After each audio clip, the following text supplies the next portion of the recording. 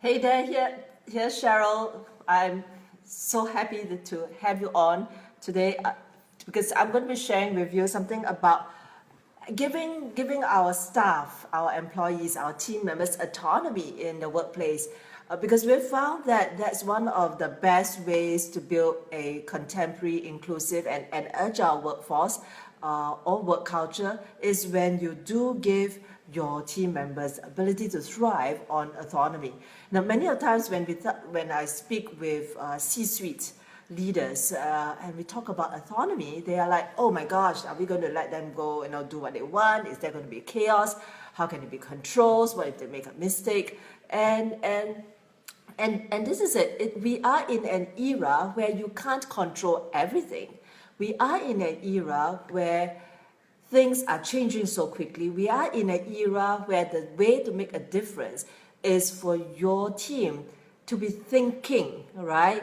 And having the autonomy to make decisions, not just for themselves, but for the customers that they are serving, but more for themselves so that they are engaged and truly embrace the role for which you are having them brought into your team. If you want a high-performing team, they need to be having the autonomy to move in the best way possible, based on their capability and based on their commitment and the way that they engage with your customer and they engage with your team.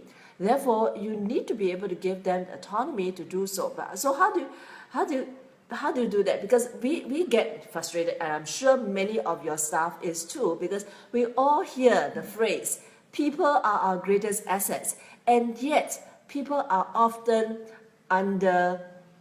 respected or underappreciated, and certainly so constrained in that their true self is not shining through, their true talent is not shining through, and the true value of which that they bring to the organizations, their teams they're in, does not come true. So let me share with you, how you might change that around in your organization. Number one, do you give your employees, your team members space to deliver on their own terms? Meaning, there's a goal, there's something that you need to deliver, but do you give them the liberty to say, okay, go and arrange it, go and make it work, right? So this is the end goal, go and make it work, right? So let them determine the process. It's like, there are many ways to go to Rome. Why do we have to go to Rome in that particular way, right? So let them have the ability to craft the way. I was working with a healthcare organization, and one of the things that I was told is, it's impossible. We need to make sure that we're properly scheduled and all those things. And this is the senior level talking.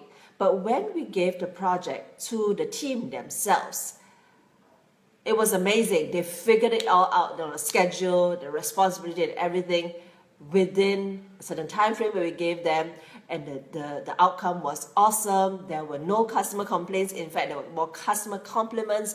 So when you do give them autonomy, they are the ones doing the work. They will be able to get their best work out there if you were to give them autonomy, and if you were then to respect them, and if you were to also then recognize them for bringing themselves to the role, not just their technical skills, not just what you ask them to do, but bringing their intelligence, bringing their talent, bringing their gifts to the role that they are having in your organization.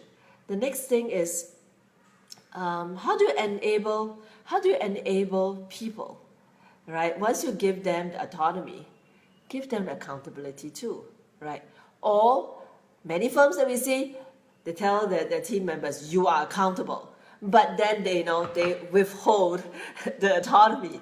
How can people do a good job if you were to give them, hold them accountable on the one hand, and yet don't give them the liberty to have the autonomy to deliver what needs to be delivered, right? So if you want to create an organization where there's greater engagement, there's a sense of inclusion, there's agility, there's flexible, and one that's contemporary, moving with times, because technology and globalization is disrupting all the workplaces and all businesses. Your shift in demographics, whether in your talent pool or in your marketplace, these are the things that's going to make the difference. Become more contemporary, be relevant and with the time, be agile, be flexible, and be innovative. And part of all this is that you are inclusive, and inclusive of the team that you have. The people are then truly your greatest assets. My name is Cheryl.